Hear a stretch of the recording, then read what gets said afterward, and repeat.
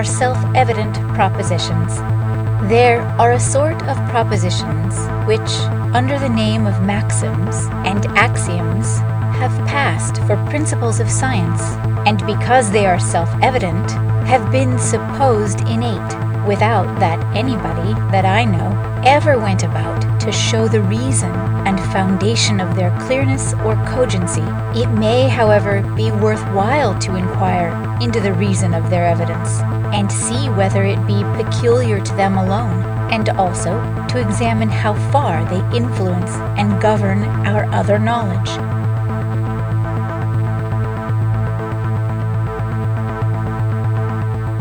Extract from my journal, Friday, July the 15th. The day favoring us, we set forward from Derby for Repton, alias Rappington, and in 1 hour and 2/3 we arrived at Repton, a town in the Trent famous for the burial of the Mercian kings, whose chief seat was at Tamworth in Staffordshire. This town is likewise remarkable for its free school and its ancient abbey. Having viewed the ruins in this town and inquiring for antiquities, the inhabitants brought us Thomas Walker, a labourer, aged 88 years, who gave the following account.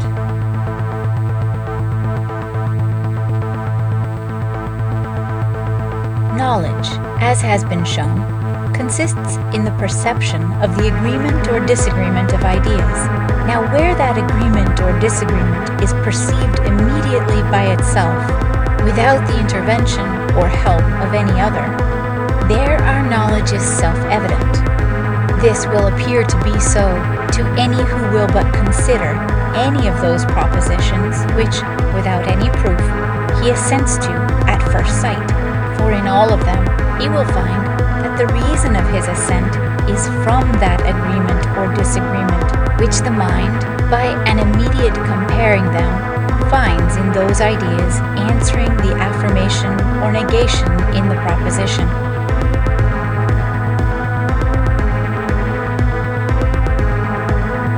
About 40 years since cutting hillocks, near the surface he met with an old stone wall.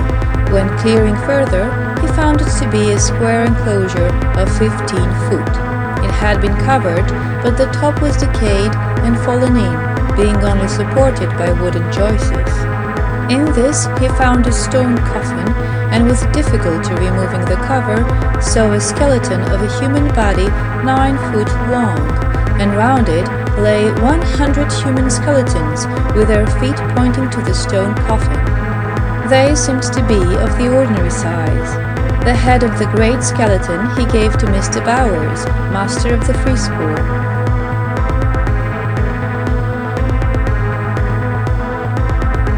This being so, in the next place let us consider whether this self-evidence be peculiar only to those propositions which commonly pass under the name of maxims, and have the dignity of axioms allowed them.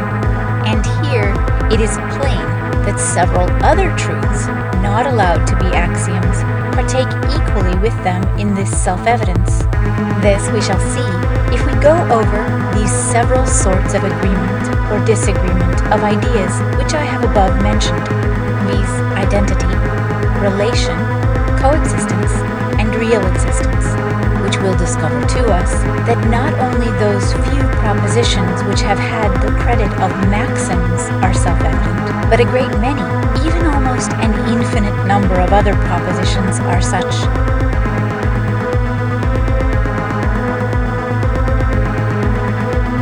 I inquired of his son, one of the present masters, concerning it, but it is lost.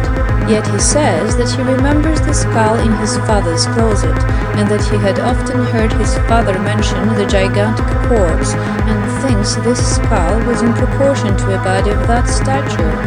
The bottom of this dormitory was paved with broad flat stones, and in the wall was a door-case with steps to go down to it, whose entrance was 40 yards off, nearer the church and river. The steps are stone and much worn. 'Tis in a close on the north side of the church, and over this repository grows a sycamore, planted by the old man when he filled in the earth. The present owner will not suffer it to be opened. the lady of the manor having forbidden it. This was attested to us by several old people who had likewise seen and measured the skeleton.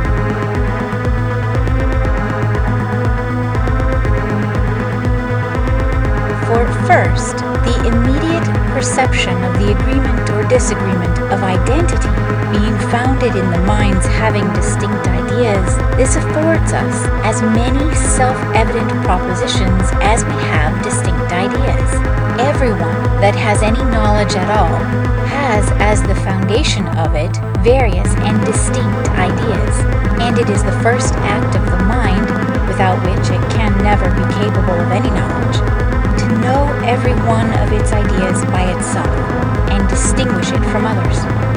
Every one finds in himself that he knows the ideas he has, that he knows also when any one is in his understanding, and what it is, and that when more than one are there, he knows them distinctly and unconfusedly one from another, which always being so, it being impossible but that he should perceive what he perceives, he can never be in doubt when any idea is in his mind, that it is there, and is that idea it is, and that two distinct ideas, when they are in his mind, are there, and are not one and the same idea, so that all such affirmations and negations are made without any possibility of doubt, uncertainty, or hesitation, and must necessarily be assented to as soon as understood.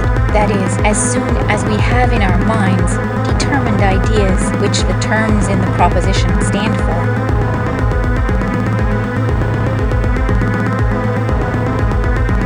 In 14 days were buried 3 women, the first 103, the second 126, and one of 87.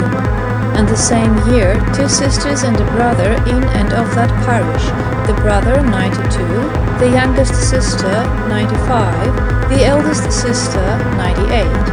And in the same parish, this present year 1726, were buried in 22 days the following aged people: August the 7th, 1 woman aged 94, and 1 man aged 81.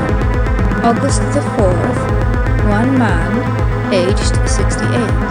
August the 19th, 1 man aged 87. August the 22nd, 1 man aged 82. August the 23rd, 1 man aged 83. Total men 4, total women 2.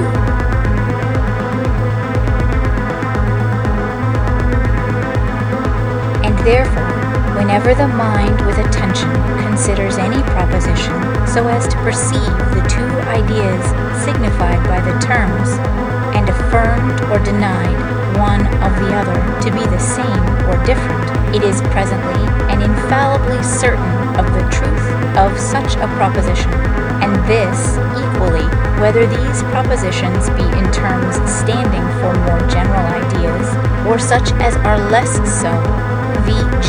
whether the general idea of being be affirmed of itself, as in this proposition, whatsoever is, or a more particular idea be affirmed of itself, as a man is a man, or whatsoever is white, or whether the idea of being in general be denied of not being, which is the only, if I may so call it, idea different from it, as in this other proposition, it is impossible for the same thing to be and not to be, or any idea of any particular being be denied of another different from it, as a man is not a horse, red is not blue. Almost every 6th soul is upwards of 60. Inhabitants 187, aged above 60, 29.